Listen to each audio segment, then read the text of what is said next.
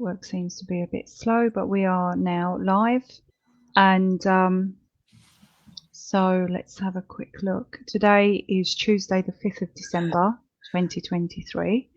And I'm here with Kerry Cassidy from Project Camelot. So, and you're in California. We've got time difference. You're 11 o'clock and, well, just 10 past 11, and I'm 10 past 7 in the evening. So I've already had my hot chocolate with a drop of Baileys to help me sleep. So just going to wait a few minutes while people are coming on, and then I'm going to just read a sort of bio about your book, Rebel Gene. Have you got a few books, haven't you? No, actually one. I'm working on Just another, that one. but I only have the one. And it's behind me. I try to put it. Hold on one second. Yeah, I can adjust it again one more time. But yeah, so I just got this banner behind me, which is supposed to show people where it is. Well, I'll share the live while you're doing that. I'll reshare it on Yeah, however, Facebook. it's all good. I'm just yeah, I'm kind of temperamental about lighting and position. Hi, everybody. Thank you for joining us. Sorry we're a bit late. There's a time difference, etc. So I'm just going to share the link right now. So thank you for being here. Bear with us. Some of you may already know Kerry Cassidy and her work. Good evening, good evening, good evening. And if you're in California, where Kerry is, it's good morning. And as I've said, some of you may already be familiar with Kerry's work. I'm not, so this is a real good learning journey for me. And I'm looking forward to the discussion. So Kerry's just arranging the banners. Sorry about that. No, you're absolutely fine. So I'm just going to, for people that don't know, like myself, Kerry's got a book online called Rebel Gene, Secret Space and the Future of Humanity. You released that on the 19th of February 2020. Wow, that's a real prominent date for me. And this book is the story of Kerry's journey down the rabbit hole to discover the truth behind the secret space program, ETs, UFOs, and conspiracies of all kind. To research this book, she interviewed about 1,000 individuals worldwide from high-level military, both retired and current, intelligent agents from the United States and other countries, law enforcement, physicists, scientists of many kinds, former employees of NSA, NASA, CIA, NRO, and aerospace corporations, abductees, contactees, self-proclaimed super soldiers, enhanced physically and or mentally and physically, and the list goes on. And some have gone on the record and been filmed in person and via YouTube, and others have stayed in the deep black and are known as secret sources. This book, if anyone is interested, again, the name is Rebel Gene. This book is a distillation of the information provided in those interviews, combined with her own experience and investigation as an investigative journalist and interviewer.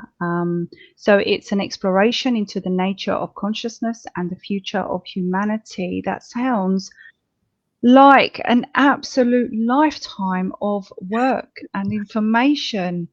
So please, Kerry, I'm just going to hand over to you. Please tell us more about your journey and just wow, I'm already going wow just by the book. Oh, all right. Well, thank you. Yeah, it's nice to meet you. And so basically, I started out. Actually, it's about 19 years ago, and so I had a partner, Bill Ryan. He was English, and so I kind of recruited him as it happened because I started doing a UFO documentary. And I met Bill Ryan. I interviewed him. He was representing something called serpo.org, which is all about a secret human alien exchange program that's based on close encounters of the third kind. And so that's how we started out. And I actually taught him how to use the camera. And then we actually hit the ground running. We became very well known very quickly. And I guess the reason was because we were actually traveling around the world with a consumer grade camcorder.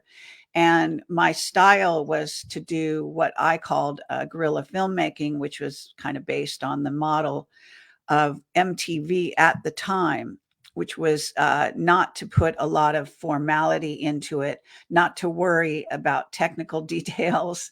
Some people hate that kind of thing where you don't have, where it's not perfect, but it was more important to get the testimony at the time. And so that's Yeah. what we did. And we stayed partners for about, I think it was less than 2 years. Really, in the last year, we had sort of back and forth, not agreeing on who to interview and various other topics.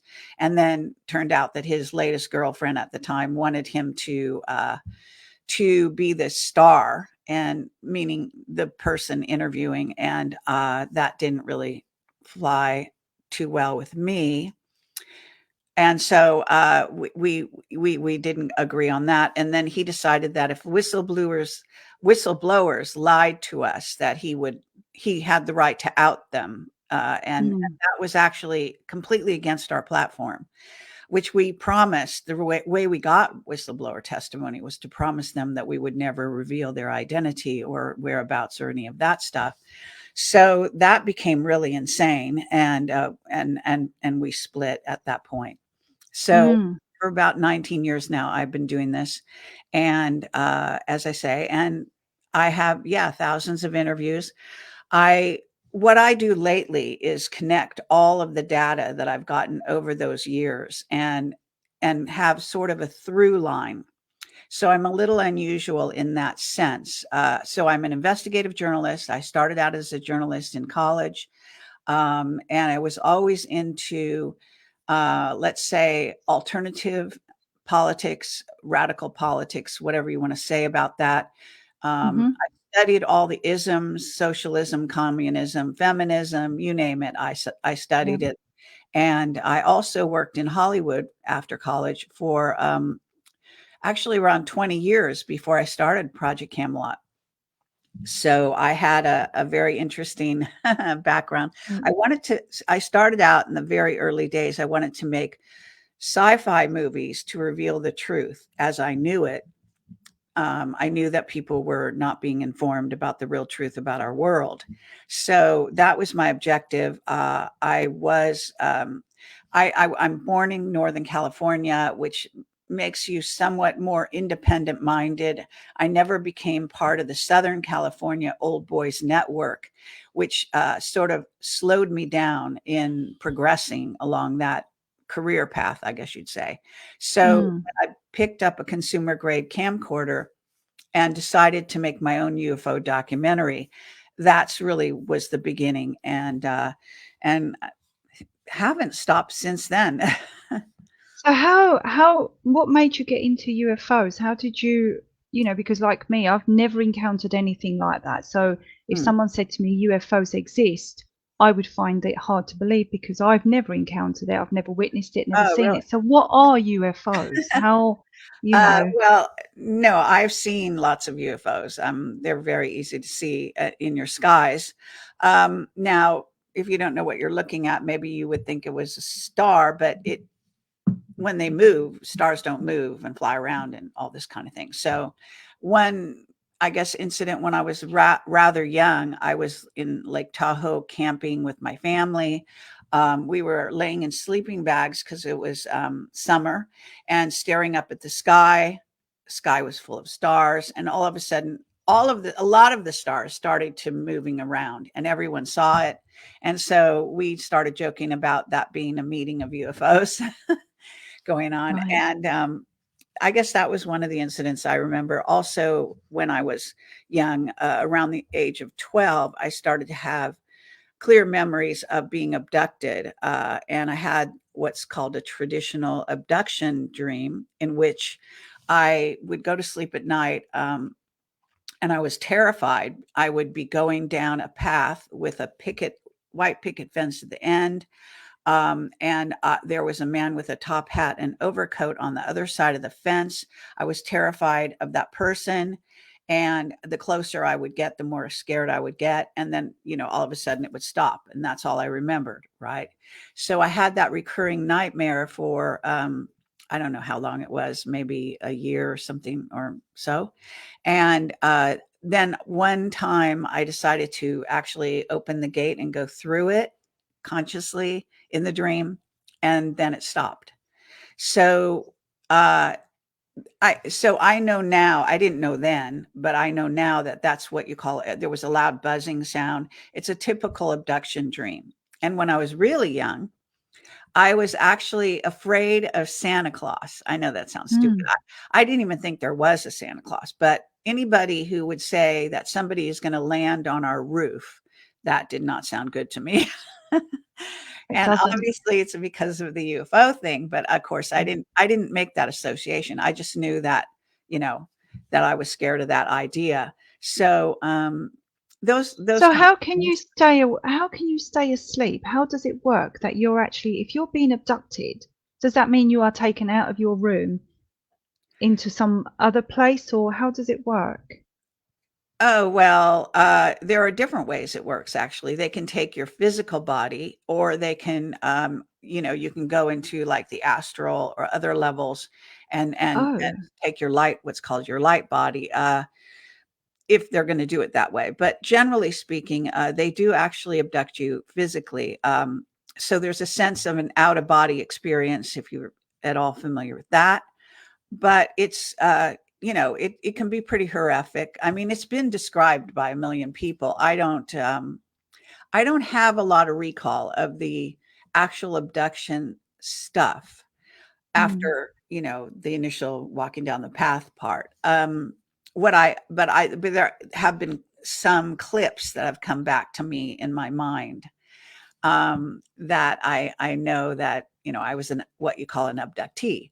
And Mm. I knew that I didn't like grays. So, all those people, they like to put a picture of the gray, ET, that kind of traditional. Mm. And I can't stand those little creatures. So, I'm sure it probably came from the abduction scenario. Yeah. I have So a completely different attitude what towards would be the difference between UFO, alien, and ET? Are they all the same, or aliens and ET different? No, those are just 2 words for the same thing. Okay. You could call them off-worlders, which I often do.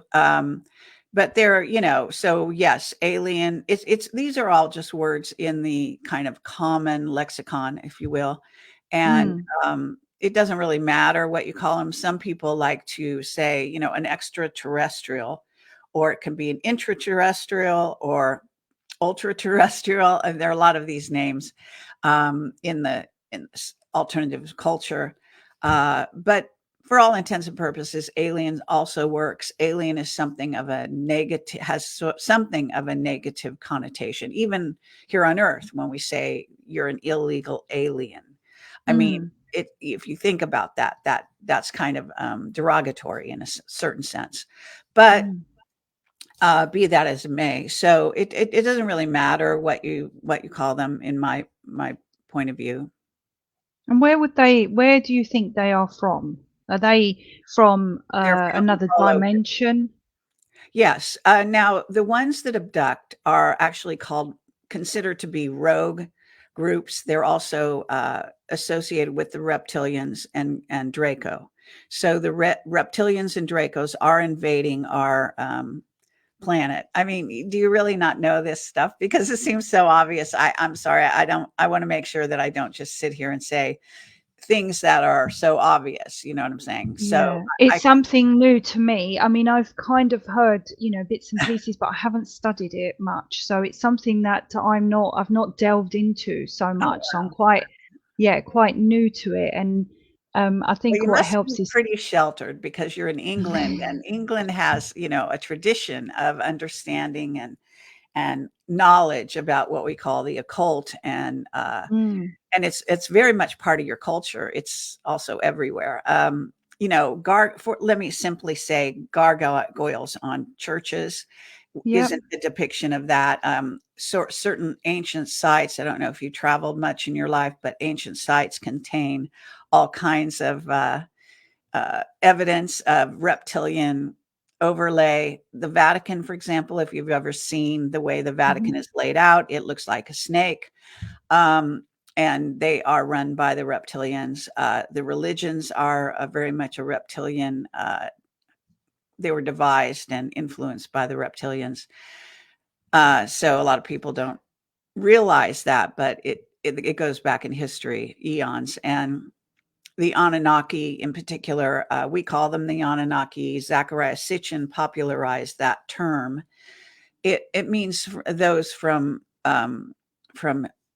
off Earth came, or whatever they say, off Mm. heaven came down to Earth, but that's just an ET race, a specific ET race, and it's a huge subject. I mean, to even go down this road right now is a lot to try to talk about. But if you're not familiar, I don't mind answering those kinds of questions. I mean, everyone has to learn, at some point, and if you Mm. don't know what's going on yourself, it's kind of fun to talk to somebody like that. I'm not sure why you tried to interview me, because my area of expertise, if you will, and my book is all about this sort of thing. The thing is that as an investigative journalist, I knew that there were other worlds also, because I Yep. was a psychic intuitive child, and I just knew. So when I saw Close Encounters of the Third Kind when I was quite young, I actually thought that it was like a revelation for me, because I thought, oh, now that this movie is out, everyone's going to know about this, and Mm. I was really excited. And I walked out of the theater and I realized that nothing had changed in the world. And other people didn't, they thought, oh, it's just a movie. But for Mm. me, it was a depiction of, to some degree anyway. And so was E.T., the movie E.T. So Well, that also, they do put a lot of truth in fiction, don't they? In the movies, there's more truth in the fiction. yeah, and that's the way the Illuminati, I assume you know who the Illuminati are, Yep. living Yep. in Yep. England. Yeah. So yeah, I've That's studied the occult. I've studied alternative philosophies, in particular Eastern philosophy, as well as occult um, information for my whole life. I studied the Crowley books. However, I didn't want to be a witch, or do mm. magic tricks, so to speak, or whatever you want to call those. I didn't, but I wanted to understand what I considered to be the enemy, and I think Yep. it all had to do with the fact that I was abducted. I got certain knowledge by being abducted, and I think that spurred my whole trajectory on my Yeah. mission, if you will. So I've got a friend who has actually shown me pictures of her leg, Um, and her partner lost 5 hours in time. And I know that she's telling the truth, and she sent me photos, and her leg, she just woke, it just happened, she had no idea, and it had like these prints, and it's like someone had stamped a whole load of like lines across, and it kind of looked like when you have a skin graft, but it had loads of lines going across, like something had been printed on there. It didn't last long, but she had 5 hours just gone, and sure, missing time. That's very common. yeah. Yeah. So Well, what do you I mean, think they are trying to do with us? What do you think they're I've trying to? interviewed so many people on these subjects. So, if you're interested, you should definitely watch my interviews. And these Yep. are with whistleblowers from above top secret. So that would be of interest to you, because Yep. we're talking about ex-military agents, former agents, current and former agents of intelligence agencies. So these are engineers, people in law enforcement. I mean, I've interviewed people on every walk of life to do with this subject matter, and Mm. the secrecy as well. I'm very well versed in what's called the Mm. secret space program that Britain and, the United States are allies in. And you might know Menwith Hill, right? And that sort of installation that's run by the Americans, they say, or I think it's a partnership of a kind. Yeah. And that goes for the NSA. That's also behind the scene GCHQ. They work together as well, and so various things of this nature. So those are the kind of people that I talk to. I talk to people who have been, for example, in the secret world, like secret agents, for the Mm. last 40 years of their life, or they've been working as scientists. So a lot of scientists I interview. And then what happens with them, why they become whistleblowers, is that at a certain point they grow older, they begin to realize or come to the realization that humanity has every right to know what's happening to us, and that the secrecy is really counterproductive at this point. There was a point back in the day, you could even go back to, Nazi Germany, and understand that they were actually given special technology, flying saucer technology, Yeah. by an off-world culture called from Aldebaran, that area of space. And this is where you get the vril and the I'm sorry, I'm blanking on the name of the women, but these women that were famous, Yeah. lovely women that were psychic and disclosed information to the Nazis about these technologies. The Nazis were given what Foo Fighters, for example, that's what they built and flew, and other technologies as well. And eventually, at the end of the war, a lot of the Nazis, you may know of Project Paperclip, came over in Project Paperclip. So they came to the United States and joined NASA. Yeah. And then also they went to Russia and got involved with their secret space program, and various other places on the planet, Israel, for example, and Argentina is famous for infiltration, where a lot of Nazis have gone. Mm. But they also have a base in Antarctica, which is where they, in theory, hid Hitler for a time. He didn't die in the war. That was faked, and so Mm. on. So it's all a big picture that involves secret testimony. And this is coming out. I mean, you might have heard about the recent UAP hearings that took place in the United States in Congress. And that they talked about, there's a guy named Grush, is his last name, who was contacted by numerous whistleblowers similar to what I do. And they gave him testimony, and they were all credible members of high military rank. And they basically were disclosing a lot of the same stuff that I've been disclosing all these years through my whistleblowers. However, in this case, this was actually, he's an intelligence agent, and and this was in the US Congress. So if you Mm. haven't seen that, you should No. definitely go watch Oh, it. excellent. Yeah.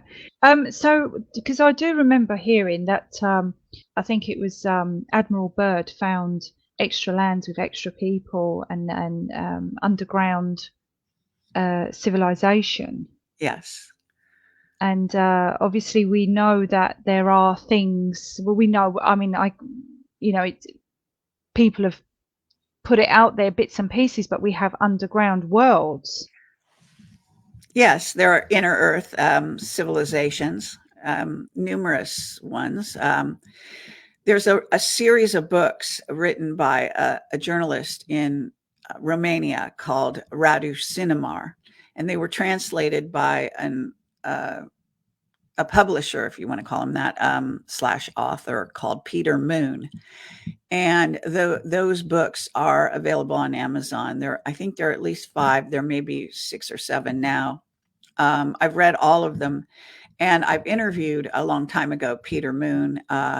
Radu Cinemar, I'd love to interview, but he hasn't been available. I don't know that he speaks English, because Peter Moon is doing the translation for the English market. But the bottom line is there's a Romanian Sphinx, and I don't know if you have heard of this or know anything, No. but anyway, they call it the Romanian Sphinx, and it's up on top of a mountain. It's a carved lion type being, and underneath in the mountain, inside the mountain, is a military installation now that is co-run by the Romanians and the U.S.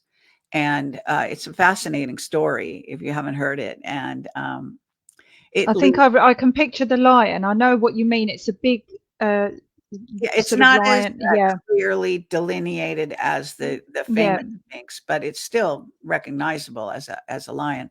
But at any rate, there are tunnels leading from that installation to places like Iraq and underground in Egypt, all through the our Earth is honeycombed with tunnels, basically, that have been built by extraterrestrials, some of the races that came here who decided to stay off the surface to disappear into inner Earth, and others that have built the tunnels to be here temporarily, and so on and so forth.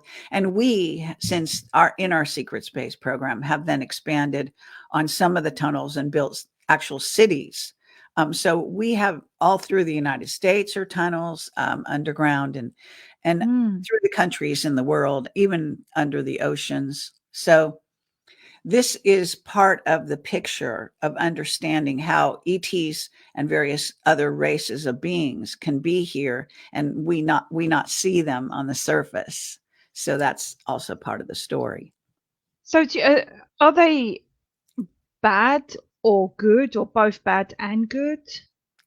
As above, so below. So basically a mixture. Yeah, a huge mixture of good, bad, and also it's kind of important from the point of view of an Earth person that we tend to see something as good or bad if it goes counter to our desires, intentions, and wishes and dreams, right? But that doesn't necessarily mean it's bad. It's kind of like a lion attacks its prey, kills a prey, and it's made to be kind of king of the jungle, and that's how it survives. So in the same sense, some of these ETs do consider us as food, sex toys, and also in some cases want to rule over us. And this is where the reptilians and the Draco and the grays, and this is not all gray races, but many of them are even biological programmable entities is what they call them, which is basically a robot with AI running it. So, it's an incredibly complex story if you're just starting at ground zero. But listen, can I ask you why were you motivated to interview me if you know nothing about this subject? I've always been interested. It's not a subject. UFOs and ETs and aliens is not a subject that I've really delved into. I've delved into many other things, but this I haven't. But I was actually meant to come and see you when you were here in the UK. You done a weekend in Watford, if I remember, and I was meant to come and see you. And I've got a friend who absolutely loves your work, and he said please get Kerry on, and so it was also out of my own interest. Who's best to talk to someone that really knows their stuff like yourself, so that I can sort of delve into this a little bit, and including people that are my followers. And I'm getting a lot of comments here, people that have followed you since the beginning, and they love it. So that's why I thought, well, I'd love to talk to you, so to get a bit more information, because your work seems. For example, have you studied the occult? Because it looks like you have. I've done a little bit, but not much. But I do know about, through the awakening, about Anunnaki and extra land. But there's a lot of different opinions, you see, and so sometimes it's hard to know what's true and what's not. But I do believe that there are extra races, but I'm not sure what aliens are. There's different beliefs. Some people believe aliens are demons, demonic entities. I don't know, but other people believe they are from, like you see the aliens with the big eyes and that sort of thing, and that they come from other planets. Again, this is something that I've never really looked into, but it does interest me. Equally, it's frightening because you don't know, if they're good or bad, and it's actually, I do believe there are underworlds, but it's equally quite frightening. And because I've now realised that films are more truth than documentaries, when I watch films about all these underworlds and creatures living under there, I also think, what's the truth behind that? It could really possibly be that there are creatures living underneath. Mm-hmm. And so it was my interest from my friend's recommendation to talk to you about it. Oh, all right. So that's interesting. I mean, I'm glad that you followed that out. You seem like you have a fairly open mind, because one Yes. certainly needs an open mind to even discuss these kinds of things. So that's a start. Oh, Uh, definitely outside the box thinker. okay. Yeah. So yeah. Um, yeah. So So it's do you think we are being run by, the whole world at the moment is in a mess. We're being run by criminals, really. So do you think they are not of this world, whatever it is, they're not human as such? well, I think that the Illuminati are more or less run by extraterrestrial races that do not have our best interests at heart, I think is the best way to put it. Yeah. And that they have been influenced through the making of deals, treaties. Actually, we have treaties that we've tried to Mm. establish through the secret space program, and actually, believe it or not, through what's called the UN, United Nations. A division Mm. of the United Nations is actually having meetings with groups of extraterrestrials. So there are so many different races. In fact, we're being invaded. The early prediction or estimation was from one of my whistleblowers called Clifford Stone, who had been working on crash retrievals, and he was the alien human communicator. He had some psychic abilities and that sort of thing. So he would be along on a recovery when they would come across a crash of a UFO. And then if Mm. there were any bodies or still, occupants that were alive, then he would be the interpreter, so to speak. And his name was Clifford Stone. I have several interviews with him. And his estimation at the time was around 54 or 57 races. Since then, we've kind of expanded our understanding to include probably hundreds of thousands, and Wow. maybe even new ones that crop up every other day, so to speak. In other Yeah. words, we are part of what you might call a galactic community. And the more we are sort of on the map and have been visited by some races, then other races hear about us, and so on and so forth. And they have space travel, and they can go interdimensional in many cases and have high technologies. So things that we have been developing actually through treaties with some of these beings, we have gained a lot more knowledge and technology from them.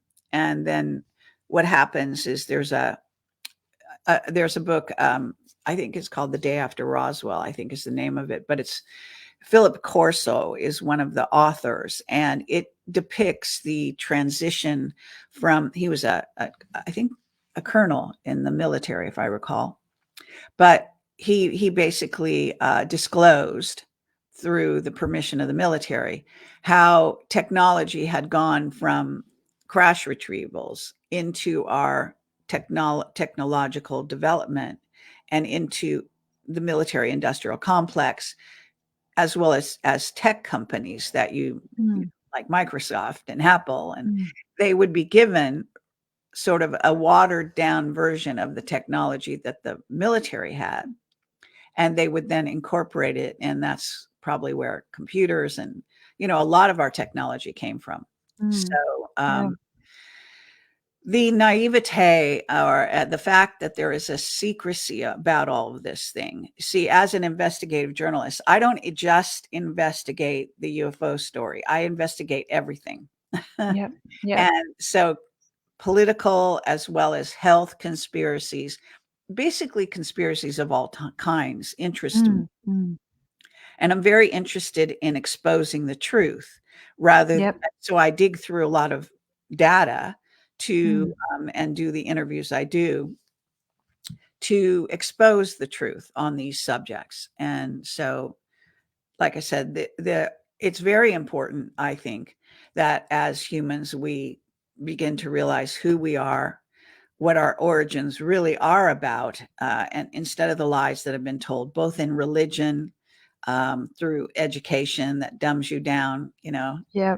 We don't need no education, as Pink Floyd would say. And, the bottom line is that people have been dumbed down to have a much watered down understanding of what it means to be human. And I don't think that's helping us in any way to No. move into the So future. in your research, when you say to understand who are we? What is our potential? Well, we are, in a certain sense, if you want to just get really technical, you could say we are meta-terrestrials. We are hybrids. So there are two books that I highly recommend everyone read. I consider them to be far better than the Bible in telling us who we really are. It depicts, in essence, what could be considered the war of worlds that has been going on in space above our heads and interdimensionally, etc., for all of creation in a certain sense. And these various races have been at war with each other. So the good and the bad and the ugly, so to speak, at war. And then as humans kind of entered the scene and came to Earth from Lyra, the system of Lyra, where most humanoid races come from, apparently, we came to the planet and developed here. Mm. Now, what these particular books are by a woman called Ashiana Dean, who has downloaded information and put it into the books. So she Mm-hmm. doesn't claim to be the author; she claims to be the person who was given the data. Um, Mm. as part of what are these plates that were found, they're kind of like an extraterrestrial DVD, if you will, called the Right. CDT plates. And they were discovered in Hawaii, if I believe one. I'm not sure which island, but in the Hawaiian Islands. And she was given them, Mm. as well as this knowledge that she would download through, meditation. She would get information. So then she wrote these two books, and in the books it depicts a trajectory of the development of the human races, but also the interference in our race, in our genome, and the Mm. hybridization that we've gone through time and time again through interference with our, bloodlines and so on, Mm. and through genetic engineering on the one hand, and also just through, you might say, raping the women, if you want to look at it like that. Yeah. Yeah. So this is why we are no longer just what, in a sense, human means man of many hues, man in many colors. That's what Yeah. the word human really means. But when you think of it, the bottom line is that we're not just one race, and we are by no means pure, if we want to call it that. Now, the Mm. reptilians consider a human with a high degree of reptilian DNA, and they have contributed their DNA to this mix. Um, and the blue bloods, as we call them, the so-called royals, and Mm. that means, and also the rulers and the elite, tend to have a higher degree of reptilian DNA, which makes them, because the reptilian race is hierarchical first and foremost, And it is also all about, through the hierarchy, intimidating the lower ranks. So Yeah. everything is about intimidation, and they are more aggressive than humanity. So when their genome was when they infiltrated us, and they did, and invaded us, and they're still doing it, by the way. Mm. Um, Mm. the children born then had a certain portion of their DNA, and were, depending on the person, has more aggressive tendencies. So the leaders of our industries, the way they operate, the way they kind of give orders and expect people to bow down to them, Yeah. and that kind of thing, that whole power structure, if you will, of our planet has been geared along these lines.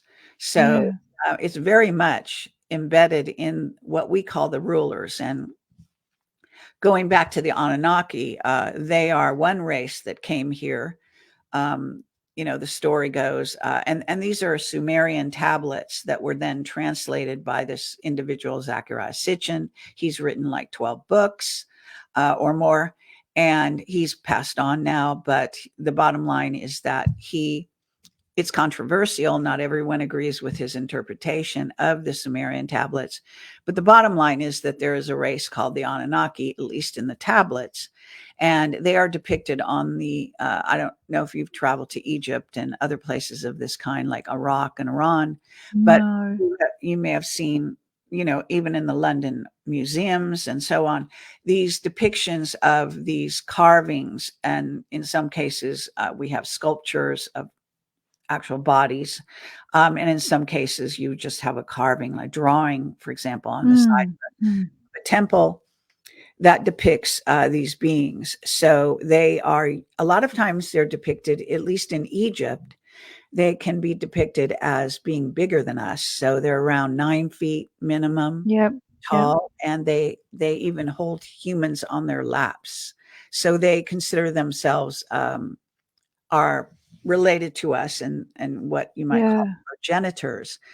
But they there is a fallacy. And so part of the problem with the Bible is that the Bible was infiltrated by these races that came Mm. here, especially the Anunnaki, around the time before the Bible, that tried to convince humans that they should be worshipped.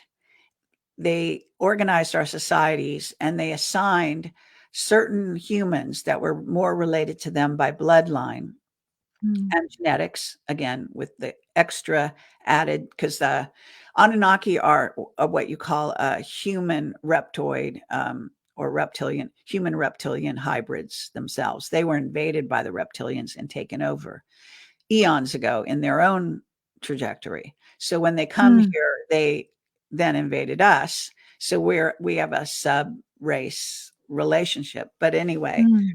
um, and so when they talk about Adam and Eve and the snake in the garden, that's more of, I say, a children's story about Yep. genetic engineering and entering and putting their reptilian DNA into our Mm. females, who then would have a child who would combine their DNA. And the ones that they decided were most closely related to them would be given the job of king or queen and ruling over all the rest of the humans. So that's how the whole crown and that whole thing started. And it's even said that the royal family is, of course, got a lot of Mm. reptilian DNA. And this is also Mm. gets into the human trafficking aspect, and why one race or one group of our, what we think of as all humans, would prey on the other part. Because in Mm. most races, even off planet, it's unusual for one part of the race to prey on the other part. But this Mm. gets back to the reptilian DNA and the group that has more reptilian DNA than the average human. So all of this is documented in the Mm. literature and in science, and goes way back. But again, it's also depicted in the religion, in the Bible stories, and so these are stories that were meant to teach humans where they really came from, but they got distorted. And there's Mm, something called the Temple of Nicaea, which was a meeting of various, I guess, rulers and leaders around the time when the Bible was being put together. And they made sure that it slanted in a certain direction. And it's also mm, very patriarchal, as you may know. yeah. So, so that, sorry to say that a lot of the Bible has distortions, what we call distortions in it. Yeah, yeah. And when you say, like, obviously, we call them the blue bloods. Obviously, there's a reason, because their blood, and the royals and people of that, you know, echelon, they won't mix with a lower class, because when they have babies, they want to keep the blood pure. Yes. Um, And that gets back and to the reptilian. Yeah. and so, is this why you think we have different blood groups? Because we've all been interfered with. Yes. And, it also gets to the point where even when you meet another person, you have an immediate sort of visceral reaction to whether you like them or don't like them. And a lot of time that goes back to their DNA and, sort of our sensing that they're not of the same race we are, and Mm, that they may be a threat consequently. mm, And, this goes way back. So, yeah, so there has been a concentrated effort on the part of so-called royals and elites to try to mingle with their own kind, meaning others that have the high degree of reptilian DNA. Can So I they ask you? will actually treat others the way Yeah. an actual reptilian treats you if you were to meet one on the street. Yeah. They actually require you to bow down and do all this kind of stuff. I mean, it's absurd from our point of view, but this is the thinking, this is the history for really behind the why our society is the way it is, and even goes to the Israeli Palestinian war and why Yeah. the elites in Britain helped create Israel. So there is the thinking is that the Israelis are not all. I don't know. There's a mixture in every race, but Mm, mm, a large degree of the Israelis are related to what are called the Khazarian race of beings, and they are humans with high degree of reptilian DNA in that area of the world, and consequently, you will see that they have much more these kind of cults that have cropped up, especially in religion, where they drink blood and mm, and sacrifice children and eat them and all this kind of mm, horrible stuff. And there's a place in Turkey called Göbekli Tepe. It's a famous ancient site, mm. and I went there and I've done a documentary on it and I've investigated it extensively. But one thing I found out is that buried in Göbekli Tepe, what they don't tell you, that they don't want you to know, is they found thousands of skulls of little children Oh. under the ground because of these blood cults that have inhabited that area of the world. So this is documented. It's real. It's not Mm. fantasy. It's a frightening thing to think this. Um, when um, when we talk about, obviously, that we are being governed, ruled, uh, controlled by these, um, non-human races, um, uh, it makes some of us feel that maybe they are too powerful, too strong for us to fight. You know, what do you think about that? Well, on the contrary, I think that, okay, let me go back to the Middle East and to the Anunnaki specifically. So there are two brothers, Enki and Enlil, and there's a lot of stories about this. So one brother, Enlil, was given the Middle East to rule over and by his father. And then the other was Enki. He was more of a doctor geneticist, and he was given Africa.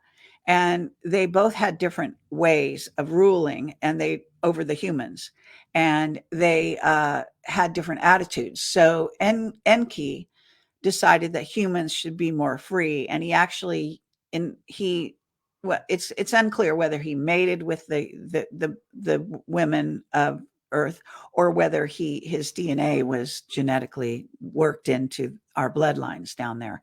But bottom line was that that group became more rebellious and free thinking, whereas Enlil was much more of a despotic ruler who believed that humans should just follow orders. And so Mm. consequently, a lot of those individuals did just that. They would be more obedient. Okay, so there was two kind of ways of thinking and ways of behaving that that the humans were trained to do just to survive, right?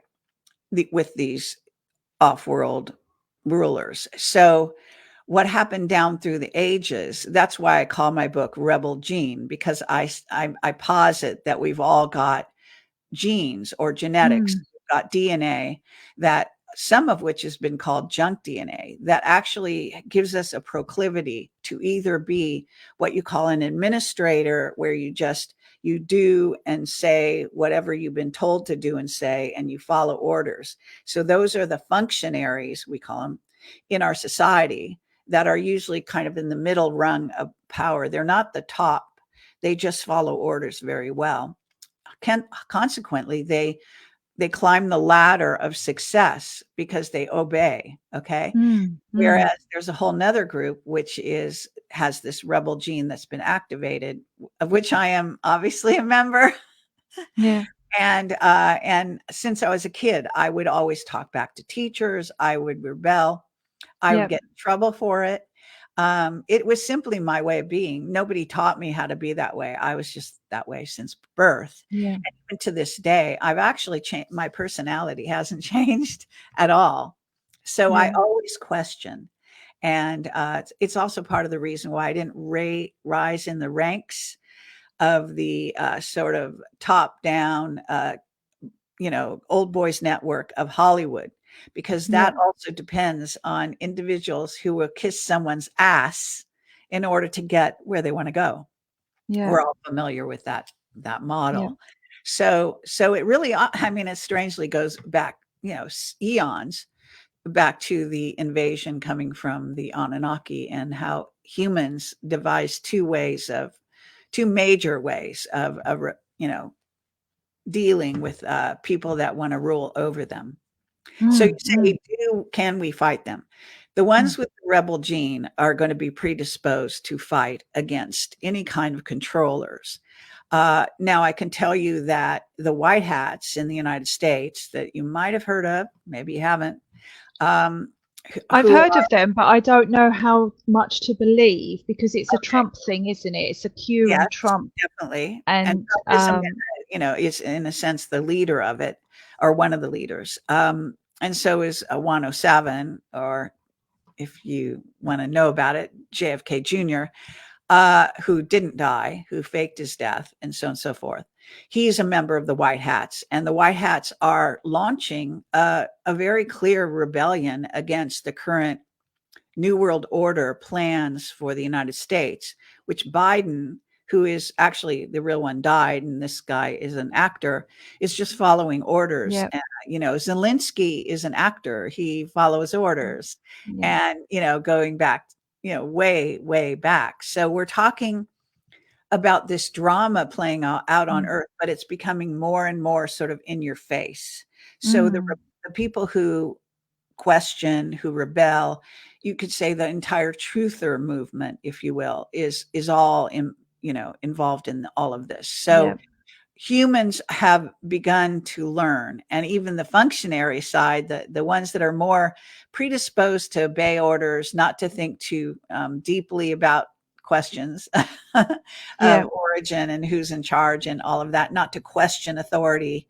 You must know, or maybe you're one of them, maybe you're a person who has been, or not, because you don't seem very much like a person like that would obey orders, but you know what I'm saying. no, definitely um, don't obey. and Yeah, England, there's so in a certain sense, it's kind of interesting in societies because whereas in England you have I have had not only was Bill Ryan was my boyfriend for the first year of being involved, but that ended very quickly. Yeah. Anyway, I have had English men in my life, and I've gone to England. Like I'm going there this Christmas again to be with a friend Yeah. who's English. So I spend a fair amount of time every year in England, and have for many, many years now. Um, and that's kind of an interesting story, but it's in my book if you want to Yeah. know more Yeah. about. No, yeah, I'll share your book. Definitely will share your book. But I thought Trump was part of the New World Order because he's very much connected to Israel. And so I thought he Yes. was actually one of the bad guys. Well, it's understandable. The thing is that this is the story. The story is that the White Hats, now I happen to know more about the White Hats than most people because I was dealing with them before Q came to the fore and before they Right. were known in public. So I was already interviewing them, actually working with them behind the scenes, certain of their members, and so on for years, actually going back to 2010, I think, and Mm. even before. So I tend to know a little more about them than the average, even investigator in our midst. Well, Um, this is interesting. I'm interested. I'd love to know more about who. so they have a technique that was devised. First of all, their inspiration for coming forward and for creating the plan is John F. Kennedy. And so if you, Mm. you don't understand that they like use that inspiration to basically build an entire movement around, which is the idea of telling the truth to the people.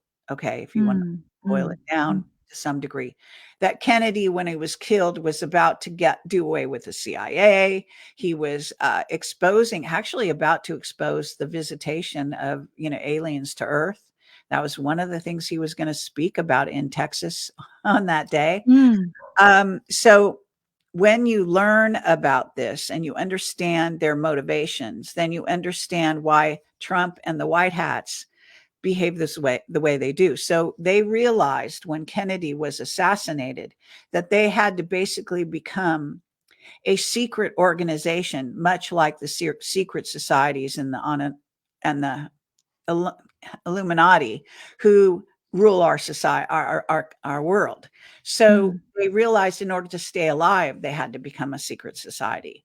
So they have now, I guess, finesse this to the nth degree, and they are using techniques that the Illuminati have been using to rule over us for centuries. And some Mm. of those techniques are, you or I might not approve of them, but in other words, Trump behaves in many ways, and he does these signs and signals with his body and his body language, and he Mm. says certain key words. And then when you follow Q and the movement and educate yourself on what these things mean, Mm. including numerology called gematria, which is also very much the signs and symbols that the Illuminati have been Yep. communicating with their members using. Yep. So it's kind of funny, but they're both using the same, there's only so much under the sun that is unique and different. So we all use numbers, for example. So the Mm. interpretation of the White Hats and how they're using numbers or numerology, gematria, to counter the numbers, the same numbers, I mean, but interpreting them in opposite ways and things like that. Mm. So it's quite an involved subject, but this is to explain Trump's behavior and some of the things he says and does. Now, it's interesting to me and maybe to people that are studying the White Hats, and eventually there will be books written about the White Hats and all the things I'm talking about, Yep. how they operate, what's their modus operandi, and why they chose to do the things they do. But basically, it's because they're a secret society that is actually worldwide now. It's involved with ex-military, law enforcement, or current military and current even are secretly members of their group as opposed to the Illuminati. So they want to, their mission is to save humanity from the reptilians in essence. They don't put it in those terms because nobody wants to acknowledge that we're ruled by reptilians. But the bottom line is, if you really want to know their mission is to save humanity, okay, and Earth by default. So, and to take back the Earth and take back the power of humanity against these alien reptilian rulers. Now, calling them alien reptilians think they own the Earth. They had been coming here before we had. So in some cases, you could perhaps say they do, but apparently, at least according to, the galactic races out there, humanity was given the right to be sovereign here on Earth and to rule over Earth, actually. So in a sense, we're in a constant battle to command the Earth and to rule over it. And so are the reptilians. So we are contested in that sense. So it's very important. And English are very much part of this battle. Of course, England and America being more or less partners in the battle. However, strangely, England is also the home of the Illuminati, the dark magicians, as we call them. And so is France, for example. So the P2 Lodge, if you've never heard of that, or if you've heard of the Vatican, that, the Vatican's tentacles very much involve the rulers, so-called rulers of England, the royal family. And so they've been hand in glove and been actually even battling at time to time in various of the kingships, so to speak, here. I mean, they're in England, not wanting to bow to the head of the reptilian human division, which is supposedly either the Pope or the Black Pope. So this drama has been playing itself out. What the White Hats have done is actually create, like I say, a secret society to counter the Illuminati, recruited their members, have a high secrecy oath. I even tried to join them, even though I've worked with them in the past, and I was told, no, it's too late. And, because I'm a journalist, there could have been extenuating circumstances there because they demand a certain amount of secrecy in order to be a member with them. And this is a self-preservation approach, right? Because it's kind of funny because they're using the same techniques as the Illuminati. They are also how do you deceive someone who is using the same techniques as you? You're probably not really deceiving them all that much. And there's arguably also using at this time and in this day and age what we call AI. So they're both using AI to track their trajectories and to figure out what's their next move. And that includes the moves of Trump.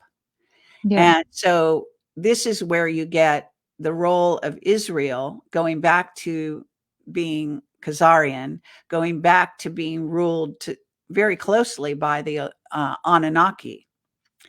And I interviewed a journalist going way back many years ago. And see, my situation is different than a lot of journalists and other people investigating because I have followed through talking to thousands of people and thousands of whistleblowers. I've been able to connect dots that other people don't necessarily even have at their disposal. So it allows me to see the big picture, what you would call the big picture, as opposed to what is normally talked about in talk shows. So do you think Trump is going to win next year? Yes, I do. Now I'm a precog. I have dreams of the future, and I've also have what you call activated Kundalini. So I went into meditation when I was in my early 20s. I connected all my chakras and have had multiple samadhi experiences since then. So when you do that, you also activate your psychic abilities, and they sort of jumpstart them, if you will. And I was already sort of psychically attuned when I was a kid anyway. Yeah. And so over the years, I have had numerous dreams of the future, and my dreams tend to come true, even when I Mm. don't believe they will. And Yeah. so, what I'm seeing right now, for example, we're having an invasion of our southern border by a lot of Chinese, young, military age Chinese men. We are, this is documented now and public knowledge, because Biden has left the borders guarded in essence. And so, as a result, we have been invaded by refugees, yes, but also Mm. plenty of military from not just China, but also other places that may want to take, are part of the New World Order plan to take us over. Same as us in the UK. Yes, exactly. Immigrants who are allegedly UN soldiers. Right. And so this is what we're looking at. See, when the Illuminati, I mean, they're not shy about telling you exactly what they're planning, right? So they've got Klaus Schwab, arguably one of their semi leaders, whatever you want to call that. He will tell you, that they consider the United States the one last obstacle to their Mm. rule of the planet. Okay, to where they would turn us Right. all into a totalitarian society where we are absolutely surveilled to the nth degree, which Britain has certainly been on the Yeah. avant-garde of that. And that is what, and eventually taking over our monetary system to where they know exactly who we are, when we spend money, and how what we spend it on, so on and so forth. Mm. In other words, ruling over us thoroughly and completely, and allowing no freedoms, what we know of as freedoms in the West, to survive, in essence. So the United States is kind of the last bastion of freedom, if you will. Mm. And so this is their objective, has been always to take over the United States. And they've done that by infiltrating our presidential elections, uh, completely taking over the elections and making fake ballots and Yep. all that. So that in 2020, Trump, okay, so what the White Hats did is they recruited the NSA, who became kind of alongside the White Hats to some degree. And they devised a plan using blockchain to track everyone's vote in the election of 2020. And they Mm. know for a fact, and they have all the evidence, and they have had since then, that Trump won. Yep. So what happened after Biden was sworn in is that Trump was re-sworn in as commander in chief. He has the nuclear codes. They were never given by the military to Biden. So the Biden administration hates that. That's why they invaded, Mar-a-Lago, and why they're trying to put Trump up on charges and all of this type of thing. So we have a war within our country. We've been invaded by these invaders, New World Order flunkies Right. like Yeah. Biden, and a lot of Congress even have been traitors, complete traitors, and Yeah. alongside the New World Order, and so on. So this is the whole. I mean, it's kind of funny because I am laying the whole thing out very simply here. I hope that people will see this and be able to kind of connect all these dots that a lot of people haven't. Yep. So let's get back to why Trump appears to be aligned with Israel. Yep. You got to understand, the push comes to shove here on the planet. If we're ruled behind the scenes by the Anunnaki, who have never left, according to my whistleblowers, and who are hidden in our society, and who have aligned themselves with things like, the rulers, and assigned, the blue bloods, and so on and so forth. So they are the ones that are holding the cap down on our monetary system as well. And they're the ones who are kind of leading the charge of the New World Order to Mm. completely take us over using AI and so on and so forth. So, in essence, that's kind of where we stand at this time. And Mm. Trump and Israel, see, Israel has to be exposed, and that's what's happening right now. So they have become, sad to say, Yeah. rulers, and this is not the everyday people. I travel in the Middle East. I lead tours of Egypt. I've been in Israel, and I love the Middle East and the Middle Eastern peoples Yeah. in general, including the Israelis. But the thing is that their rulers are very much aligned with the Anunnaki. They have to be, because the Anunnaki, when the Israelis call themselves the chosen people, they weren't chosen by God, which is God of the whole megaverse and everything in it, good, bad, and Mm. ugly. They're chosen by the Anunnaki to, Right. in what other circumstances they have, and to be given a certain amount of extra reptilian DNA. So in a sense, the Jewish people, whether they know it or not, are more aligned to the Anunnaki by bloodline. And this is why a lot of what goes on the planet is kind of orchestrated from within and underground in Israel. And this is where the Mossad have their role, and so on Yeah. and so forth. So there's a huge dilemma going on. And, a lot of people don't understand this. They think, there's also the element that has to do with the Sunni and the Shiite in the Middle East. That's an Right. ongoing battle behind the scenes with that on a racial level that goes back Yeah. eons. So we're witnessing some of that drama. The Israelis have become not the Nazis that they supposedly abhor from the history. They are Mm. now oppressing the Palestinians exactly like they were, a concentration camp by the Yeah. Nazis, and so on and so forth.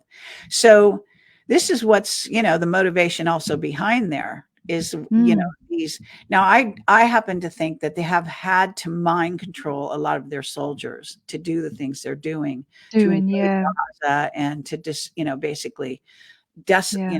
just destroy the homes of Palestinians, and to move them south, which is part of what is in essence a pipeline or a canal called the Ben Gurion Yeah. Canal that they want to Yeah. build, and so on and so forth. So you know, it's funny because there's nothing that goes on Earth that doesn't go back to this ancient history. And that's why it's so important that people start to realize what is our ancient history and who are we really? So we weren't created by God. That's what you're saying. We were created from another. Well, no, I believe, as we're actually, spirits and souls having a Right. material existence. Okay. So our bodies are a composite of various ET races, both good and bad, that were Right. created. But this is a humanoid shape, which is very common in the multiverse, not Right. just humans, but other races of, basically humanoid shapes, you know, Right. in various And degrees and various, heights and all of that. So we are, but we are spirits inhabiting these bodies out of choice, and right. we go back to source. So we are definitely, in a sense, every human is a portal to the divine, if you want And to. so, do you believe in reincarnation? Yes, Right. absolutely. Okay. And I have And memories of my reincarnations. so, my understanding is that we can't leave Earth because we don't. I think even NASA said it themselves that there is no way we can leave because the firmament, or if you want to call it, Van Allen's belt, is too strong. It's a So lie, because that's not how they travel anyway. right. Went to the moon with help. And the bottom line is that we go interdimensional. So we jump, okay, in essence. We don't into even another dimension in order to travel in space. We don't go like straight from X to Y, you know. When we travel interdimensionally, as do the aliens, So Right. So it's not like you see in the films where they go up into space and take, million light years, or, what does. You can travel a certain distance, but if you really want to go far, you have to jump, go. I mean, it's in Star Trek as well. They jump warp. They call it Jump. warps, going warp speed and all that. So, I mean, they're depicting the truth to some degree, but Right. not everything. And, that gets into free energy or 0 point energy and what it takes to travel in Yep. interdimensionally and so on and so forth. And that's a whole nother subject. That's quite Yeah. long. No, of course. So And we've so, been do you going believe for a while. Putin? Actually, Yeah. I No. have another show that I have to do not Yeah. too Of long course. from now, so I can't stay on too much longer. But go ahead. We'll wrap up. Very quickly. So, is Putin part of the White Hats? Is Putin a white hat? Yeah. Well, okay. First of all, it's my understanding of that. First of all, there was one Putin, and then sometime in around, oh God, I don't know the exact year, but there was that Putin, the original Putin. If you actually look at his physicality, the way he behaved and everything, he was a completely different person than the other one that we're used to. The one we're used to doesn't even look like that guy, but he is a clone, or was a clone. And I assume the first Putin was killed. So the second Putin that we have been seeing on this, on the world stage and so forth, and that was recruited in a sense to help out the white hats, because Russia is like more hip as any other country to the rulership that the New World Order reptilians want to have over Earth, and they don't want any part of it. So because we were friends with the same enemy, that how that works. We are more aligned with Russia than we realize. Right. Okay. And Putin, as a consequence, has been working with us. And in fact, Okay. Putin invaded Russia, not invaded Ukraine, not only because NATO had threatened them and forced them into it by putting missile defense and various things right on their border, right next to their border, which was a violation of everything in their original agreements with Russia.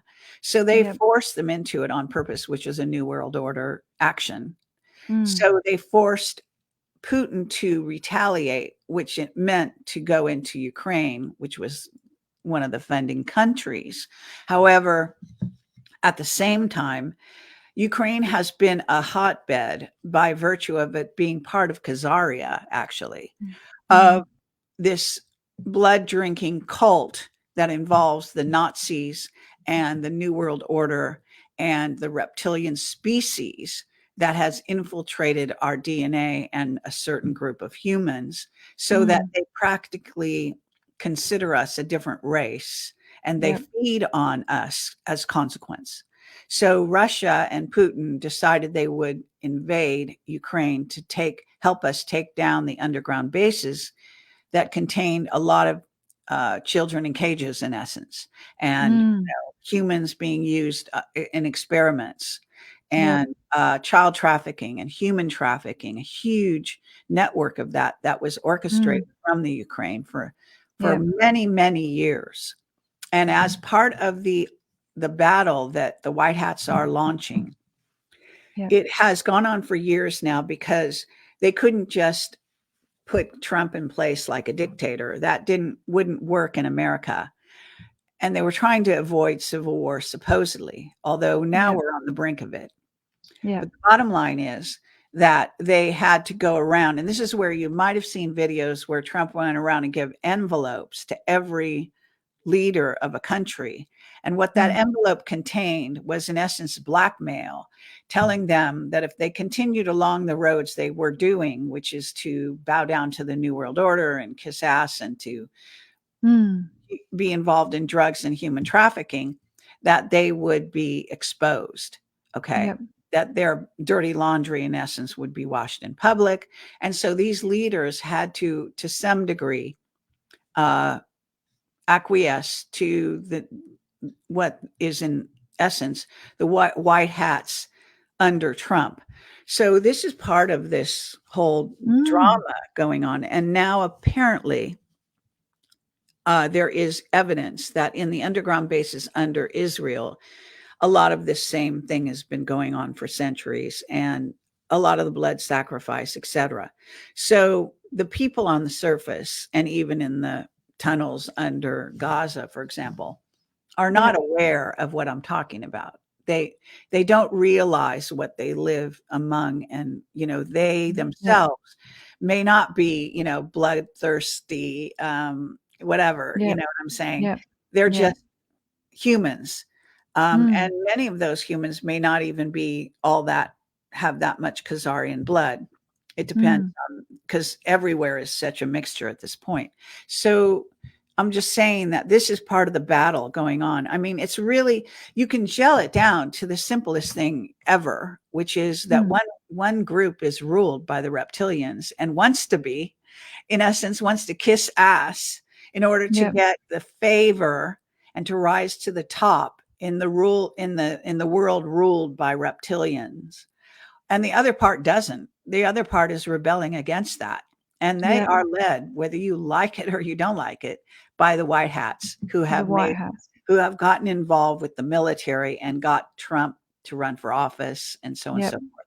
Trump was an extremely wealthy man who had no reason to want to put himself in the position he has, other than he is what we call a patriot. He loves humanity, but he also loves the United States. He didn't want to be ruled by a totalitarian government anywhere more than any of us do. And so, he is very much aligned with us. But to get back to the vinyl, and this is my last remarks here. In order to get along and go along with the current administration that is ruling planet Earth, you could say the Anunnaki, arguably, which is our reptilian humanoids. Some look more reptilian than others. And the Draco that rule over the reptilians.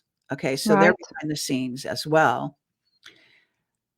There are limits here on Earth to what you can get away with without, like, getting into a war that destroys the Earth and kills both sides. Do you know what I'm saying? Right. Yes. So Trump has to be very mercurial, and he is. In fact, he's a Gemini, and he is able to also make friends and influence people, negotiate with people. He's famous for this. Okay. I mean, for God's sake, he negotiated a sort of a quasi friendship with the head of North Korea, of all things. I mean, that's right. So he's really quite good at this. And like most salesmen, these kinds of people, these personalities, they tend to